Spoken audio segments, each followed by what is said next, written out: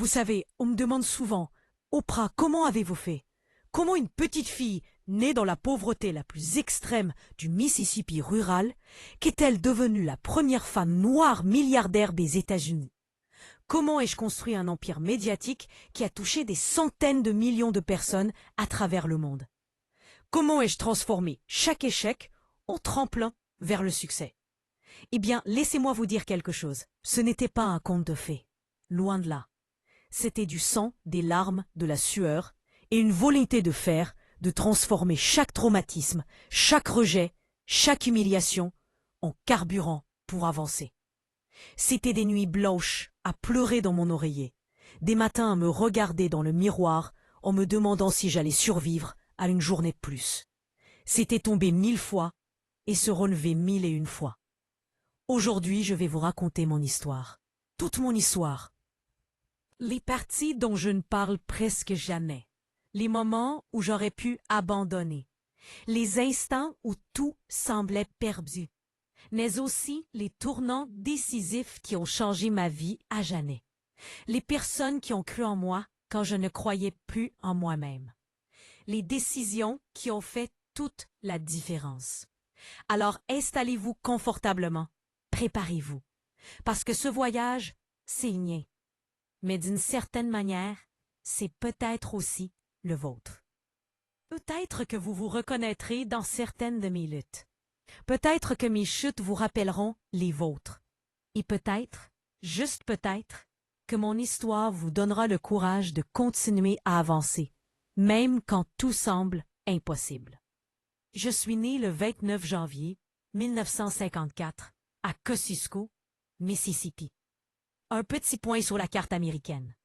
Un endroit où la ségrégation était encore la norme, où les opportunités pour les Noirs étaient quasi inexistantes, où l'espoir était une denrée rare. Ma mère, Vernitali, était une femme de ménage célibataire. Mon père, Vernon Winfrey, était militaire. Ils n'étaient pas mariés. En fait, ils se connaissaient à peine. Leur relation était brève, fugace, sans lendemain. Mon nom? Oprah. Enfin, c'était censé être Orpa, un nom biblique tiré du livre de Ruth. Mais quelqu'un a mal lu l'orthographe sur mon acte de naissance, et voilà, Oprah. Les gens ont inversé les lettres. Et ce petit accident bureaucratique est devenu mon identité. Bon, finalement ça sonne mieux, non? Le destin a parfois d'étranges façons de s'exprimer. Mais attendez. Le vrai drame commence ici. Ma mère est partie vers le nord chercher du travail quand j'étais encore bébé. Elle rêvait d'une vie meilleure, loin de la pauvreté étouffante du sud. Moi, j'ai été laissée avec ma grand-mère paternelle, Hattie Mae, dans une ferme isolée du Mississippi. Pas d'eau courante, pas d'électricité, pas de jouets. Juste la terre rouge, les champs de coton à perte de vue et la pauvreté qui s'accrochait à nous comme une seconde peau. Ma grand-mère était une femme stricte. Très stricte. Elle me fouettait avec des branches d'arbres si je n'obéissais pas. Je portais des robes faites de sacs de pommes de terre cousus ensemble. Littéralement. Les autres enfants se moquaient de moi à l'école. « Regarde la fille aux robes de patates !» criait-il en me montrant du doigt. Je rentrais à la maison les joues brûlantes de honte, les larmes coulant sur mon visage. Mais vous savez quoi? Je pouvais rien dire, parce que c'était tout ce qu'on avait. Mais vous savez quoi? C'est ma grand-mère qui m'a appris à lire à 3 ans. 3 ans. Elle me faisait asseoir sur le porche en bois, et elle traçait des lettres dans la poussière. Elle m'emmenait à l'église baptiste tous les dimanches, et là, je récitais des passages de la Bible devant toute la congrégation. Les femmes agitaient leurs éventails, les hommes hochaient la tête, impressionnés. Les gens m'appelaient la petite prédicatrice. À 5 ans, je savais que j'aimais avoir l'attention d'un public. J'aimais cette sensation de pouvoir avec des mots, cette capacité à captiver, à émouvoir, à faire ressentir quelque chose aux autres. Puis, tout a basculé. À 6 ans, ma grand-mère est tombée malade, gravement malade. On m'a envoyé vivre avec ma mère à Milwaukee, Wisconsin. Et là, mon cauchemar a vraiment commencé. Milwaukee, la grande ville, les immeubles, la circulation, le bruit. J'aurais dû être excitée, n'est-ce pas?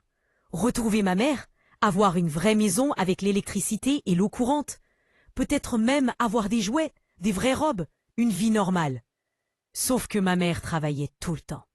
Plusieurs emplois, des heures impossibles. Elle avait déjà eu 2 autres enfants. Il n'y avait pas de place pour moi, ni physiquement, ni émotionnellement. L'appartement était trop petit, l'argent trop rare, l'attention trop divisée. J'étais de trop. Je sentais dans chaque regard, dans chaque soupir, dans chaque silence. Et puis, il y a eu les abus. Écoutez, pendant des années, j'ai gardé ça secret. J'en ai parlé pour la première fois publiquement seulement en 1986, quand j'avais déjà 32 ans. Mais à 9 ans, j'ai été violée par mon cousin de 19 ans, puis par un ami de la famille, puis par un oncle. Encore et encore, encore et encore. Des hommes en qui ma famille avait confiance, des hommes qui me disaient de garder le secret, que personne ne me croirait, que c'était ma faute. Et ils avaient raison sur un point, personne ne me croyait. Ou pire, personne ne voulait savoir. Quand j'essayais de parler, on me faisait taire. Ne dis pas de bêtises, tu inventes des histoires, tu cherches l'attention. Alors, j'ai appris à me taire, à porter ce poids en silence, à sourire alors que je mourais à l'intérieur. J'étais une enfant brisée, terrifiée, honteuse. Je pensais que c'était ma faute, que j'étais sale, que je ne valais rien, que je méritais ce qui m'arrivait. Je me regardais dans le miroir et je voyais quelque chose de détruit, d'irréparable. À 14 ans, je suis tombée enceinte. 14 ans! Imaginez, une adolescente portant le poids d'un secret si lourd qu'elle en devenait invisible. J'essayais de cacher mon ventre sous des vêtements amples. J'évitais les regards. Je priais pour disparaître. J'ai accouché prématurément. Mon bébé, un petit garçon, est mort 2 semaines plus tard. Je l'ai tenu dans mes bras pendant qu'il prenait ses dernières respirations. À 14 ans, j'ai enterré mon enfant. Ce moment-là, aurait pu me détruire complètement. Franchement, j'aurais pu sombrer dans la drogue, l'alcool, la délinquance. Beaucoup de filles dans ma situation l'ont fait. Personne ne leur en veut. C'est compréhensible. Mais quelque chose en moi refusait de mourir. Une petite flamme, fragile mais tenace, continuait à brûler. Après cette tragédie, mon père Vernon, que je connaissais à peine, est intervenu. Il vivait à Nashville, Tennessee, et il a insisté pour que je vienne vivre avec lui et sa femme Zelma. Ma mère a accepté. Je crois qu'elle ne savait plus quoi faire de moi. Et là, tout a changé. Mon père était barbier, un homme strict, rigoureux, qui croyait en la discipline et l'éducation par-dessus tout. Il m'a imposé un couvre-feu de 22 heures, des devoirs obligatoires chaque soir. Chaque semaine, je devais lire un livre et lui en faire un rapport écrit de 5 pages minimum. 5 pages. Pour une adolescente traumatisée qui voulait juste oublier, c'était une torture. Au début, je le détestais pour ça. Je pleurais dans ma chambre. Je lui en voulais de sa sévérité. Mais regardez, cet homme m'a sauvé la vie. Il m'a donné quelque chose que personne ne m'avait jamais donné. La structure, la discipline, l'espoir. Il me répétait sans cesse « Tu es brillante, Oprah. Tu peux faire quelque chose de ta vie. Mais il faut travailler. Le talent sans travail ne mène nulle part. » À l'école, je me suis épanouie, vraiment épanouie. J'étais excellente élève. J'adorais l'anglais, l'histoire, la littérature. J'ai rejoint le club de théâtre. J'ai participé à des concours d'éloquence. Et j'ai découvert que j'avais un don. Parler, communiquer, toucher les gens avec mes mots, raconter des histoires qui résonnaient dans le cœur des autres. À 16 ans, j'ai remporté un concours d'éloquence dans tout l'État du Tennessee. Le prix, une bourse complète pour l'université Tennessee State. Une bourse complète. Moi, la fille aux rottes de sacs de pommes de terre, moi qui avais été violée et brisée. J'allais à l'université. Mais attendez, ce n'est pas tout. À 17 ans, écoutez bien, parce que c'est là que tout commence vraiment. J'ai décroché mon premier job à la radio WOL, une radio locale à Nashville qui ciblait la communauté noire. J'étais présentatrice d'information à temps partiel tout en finissant le lycée. 17 ans, une jeune fille noire, dans les années 1970, dans le sud profond, à la radio. Vous imaginez? Les femmes noires n'étaient pas à la radio à cette époque. Pas à Nashville. Pas n'importe où, en fait. Mais moi, j'y étais. C'était mon moment. Mon point de départ. La première fois que j'ai compris que ma voix, littéralement ma voix, pouvait être mon pouvoir. Que je pouvais utiliser les mêmes cordes vocales qui récitaient la Bible devant la congrégation pour informer, pour éduquer, pour inspirer. Bon, ne croyez pas que tout est devenu facile après ça. Oh non, le vrai combat ne faisait que commencer. Après l'université, où j'ai étudié la communication et les arts dramatiques, j'ai été embauchée comme présentatrice de journal télévisé à Baltimore, Maryland. J'avais 22 ans. J'étais la plus jeune présentatrice de l'histoire de la chaîne et la seule femme noire. Le racisme, quotidien. Subtil parfois, flagrant souvent. Le machisme, écrasant. On me critiquait constamment. Tes cheveux sont pro-afro, tu es trop émotive, tu n'as pas le bon look pour les informations, tu es trop ronde pour la télévision, tu pleures quand tu racontes des histoires tristes. Les présentateurs professionnels restent neutres, Oprah. Un jour, mon producteur m'a convoqué dans son bureau. Il s'est assis en face de moi, les bras croisés, et il m'a dit en face « Oprah, tu es trop impliquée émotionnellement dans tes reportages. Tu t'attaches aux histoires. Tu pleures à l'antenne. Ce n'est pas professionnel. Ce n'est pas ce qu'on attend d'une journaliste sérieuse. Et devinez quoi? Ils m'ont virée. Virée à cause de mon empathie, à cause de ma capacité à ressentir les émotions des gens dont je racontais les histoires. Ce qu'ils appelaient un défaut. Ce trop émotionnel, ce serait ma plus grande force. Mais à ce moment-là, je ne le savais pas encore. Je me sentais juste rejetée, inadéquate. Encore une fois, comme toujours. J'avais l'impression que peu importe ce que je faisais, ce n'était jamais assez. Jamais bien, jamais ce qu'on attendait. Vous savez, en racontant cette histoire, je réalise quelque chose. Combien d'entre vous ont déjà été rejetés à cause de qui vous êtes vraiment? Combien d'entre vous se sont déjà fait dire qu'ils étaient trop quelque chose? Trop sensibles, trop intenses, trop différents, trop bruyants, trop calmes, trop ceci, pas assez cela. Si c'est votre cas, restez avec moi. Parce que ce qui vient ensuite va changer votre perspective à jamais. D'ailleurs, si vous trouvez de la valeur dans cette histoire, si elle résonne en vous, si vous sentez que ces mots touchent quelque chose de profond dans votre âme, faites-moi une faveur. Abonnez-vous à cette chaîne. Parce que des histoires comme celle-ci, des histoires de résilience, de transformation, de triomphe contre toute attente, c'est exactement ce que nous partageons ici. Des histoires qui vous rappellent que vous n'êtes pas seul dans vos luttes, que vos échecs ne définissent pas votre valeur, que votre passé ne détermine pas votre futur. Vous ne voulez pas manquer les prochaines. Croyez-moi. Alors cliquez sur ce bouton s'abonner juste en dessous. Rejoignez cette communauté de personnes qui refusent d'abandonner. Et maintenant, revenons à notre histoire.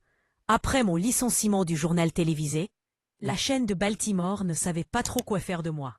J'avais encore un contrat. Ils ne pouvaient pas simplement me jeter dehors. Alors ils m'ont assigné à une émission matinale locale à faible audience appelée People Are Talking. Une émission de talk-show, de discussion, où je devais interviewer des gens et parler de leur vie, leurs histoires, leurs problèmes. C'était considéré comme une rétrogradation. Mes collègues me plaignaient. « Pauvre Oprah !» chuchotait-il. Et là, oh là là là là, quelque chose de magique s'est produit. Pour la première fois de ma carrière, j'étais dans mon élément. Je lisais pas simplement des nouvelles. Je créais des connexions. Je parlais aux gens vraiment. Je riais avec eux. Je pleurais avec eux. Je les comprenais parce que je les avais vécus. Ces traumatismes que j'avais subis, cette pauvreté, ces abus, cette douleur, tout cela m'avait donné une capacité unique, l'empathie profonde. Je pouvais regarder quelqu'un dans les yeux et comprendre sa souffrance parce que j'avais connu la mienne. Je pouvais entendre ce qu'ils ne disaient pas à voix haute. Je pouvais voir leur vérité derrière leurs mots. L'audience a explosé, littéralement explosé. Les gens adoraient l'émission. Ils m'adoraient. Pas parce que j'étais parfaite ou lisse ou professionnelle au sens traditionnel, mais parce que j'étais vraie, authentique, vulnérable, humaine. Je ne prétendais pas avoir toutes les réponses. Je partageais mes propres luttes. Je montrais mes failles. En 1994, je reçois un appel qui va changer ma vie. Un producteur de Chicago cherche quelqu'un pour sauver une émission matinale en chute libre. AN Chicago. Ils veulent que je déménage à Chicago, la 3e plus grande ville des États-Unis, pour concurrencer le roi absolu du talk-show, Phil Donahue. Donahue était une légende, une institution. Personne ne pouvait le battre. J'avais 30 ans. Une femme noire en surpoids, dans un monde de télévision qui valorisait les blondes minces et polies. Mes amis me disaient « Oprah, c'est du suicide professionnel, tu ne peux pas battre Donahue, personne ne peut. » Mais vous savez quoi? J'y suis allée. J'ai pris le risque. Parce qu'à ce stade, qu'est-ce que j'avais à perdre? En un mois, un seul mois, AN Chicago est passé de la dernière à la première place des audiences. Un mois, nous avons battu Donahue. En moins d'un an, l'émission a été rebaptisée The Oprah Winfrey Show. Mon nom, mon émission, ma vision. Et en 1990, l'émission est devenue nationale, diffusée dans tout le pays, d'un océan à l'autre, puis dans le monde entier. Des centaines de millions de téléspectateurs. Mais je voulais pas juste être présentatrice. Je voulais posséder mon propre contenu, contrôler ma propre destinée. Personne d'autre ne déciderait de mon avenir. En 1988, j'ai fondé Harpo Productions. Harpo, c'est Oprah éplé à l'envers au fait. Une petite touche personnelle. J'étais la première femme noire à posséder et produire sa propre émission de télévision. La première, pensez-y, une femme noire, en 1988, possédant sa propre entreprise de production dans une industrie dominée par des hommes blancs, riches et puissants. Les portes qui m'avaient été claquées au visage, je les ai enfoncées. Et j'en ai construit de nouvelles. The Oprah Winfrey Show a duré 25 ans. 25 ans, diffusé dans 150 pays. Vu par 40 millions de personnes chaque semaine aux États-Unis seulement. J'ai interviewé des présidents, des stars, des gens ordinaires avec des histoires extraordinaires. J'ai lancé des clubs de lecture qui transformaient des livres en best-sellers du jour au lendemain. J'ai parlé de sujets tabous, les abus sexuels, la santé mentale, le racisme systémique, le poids, l'estime de soi. Mais surtout, j'ai créé un espace de confiance, un lieu où les gens pouvaient être vulnérables, où ils pouvaient partager leurs vérités les plus sombres, où ils pouvaient se sentir vus et entendus. En 2003, je suis devenue la première femme noire milliardaire des États-Unis. Une milliardaire. Moi, qui portais autrefois des robes faites de sacs de pommes de terre. J'ai lancé mon propre magazine, mon propre réseau de télévision, OWN. J'ai investi dans des entreprises, dans l'immobilier, dans la technologie. Mais vous savez ce qui me rend le plus fier? Ma philanthropie. J'ai donné des centaines de millions de dollars à l'éducation. J'ai construit des écoles pour filles en Afrique du Sud, parce que je crois que l'éducation est le chemin vers la liberté. Alors, qu'est-ce que j'ai appris de tout ça? Qu'est-ce que je veux que vous reteniez de mon histoire? Écoutez-moi bien. Premièrement, vos blessures peuvent devenir vos armes. Tout ce qui m'est arrivé, j'aurais pu le laisser me détruire. Mais ces expériences m'ont donné l'empathie, la compassion. Ce qu'ils appelaient mon défaut, être trop émotionnel, c'était en réalité mon plus grand atout. Alors, quelle est votre blessure? Et comment pouvez-vous la transformer en force? Deuxièmement, l'authenticité bat toujours la perfection. Pendant des années, j'ai essayé de correspondre au moule, et j'ai échoué misérablement. Ce n'est que lorsque j'ai commencé à être moi-même que j'ai vraiment réussi. Les gens ne se connectent pas à la perfection, ils se connectent à l'authenticité. Troisièmement, possédez votre propre histoire. Pendant longtemps, j'avais honte de mon passé. Mais quand j'ai finalement partagé mon histoire publiquement, des milliers de personnes m'ont écrit. Votre histoire a le pouvoir de libérer non seulement vous, mais aussi les autres. Quatrièmement, le pouvoir réel vient de l'intérieur. L'argent, la célébrité, le succès, tout cela est éphémère. Ce qui dure, c'est qui vous êtes à l'intérieur. Votre intégrité. Vos valeurs. Cinquièmement, utilisez votre plateforme pour élever les autres. Plus vous avez de succès, plus vous avez la responsabilité d'aider ceux qui vous suivent. Alors voilà, Mon histoire. De la petite fille en robe de sac de pommes de terre à la femme d'affaires milliardaire. Du silence des abus à la voix qui a touché des millions. Ça a été long, ça a été difficile. Il y a eu des moments où j'ai voulu abandonner, où tout semblait impossible. Mais j'ai appris que chaque obstacle peut devenir un tremplin, que chaque non peut mener à un oui encore plus grand, que chaque rejet peut vous rediriger vers votre véritable destinée. Votre passé ne définit pas votre futur. Vos erreurs ne déterminent pas votre potentiel. Vos traumatismes ne dictent pas votre trajectoire. Vous avez le pouvoir de réécrire votre histoire. Mais pour cela, il faut du courage, il faut de la résilience. Il faut croire en vous-même, même quand personne d'autre n'y croit. Alors, je vous pose cette question. Quelle est votre histoire? Qu'est-ce qui vous retient?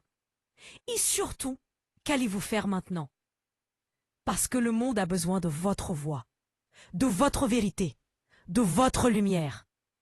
Ne la cachez pas, ne la diminuez pas, ne laissez personne vous dire que vous êtes trop quelque chose. Brillez, brillez de toute votre force. Et souvenez-vous, ce n'est pas d'où vous venez qui compte, c'est où vous allez. Merci de m'avoir écouté, merci d'avoir partagé ce voyage avec moi, et surtout, merci de croire en votre propre pouvoir de transformation. Maintenant, allez créer votre propre histoire extraordinaire.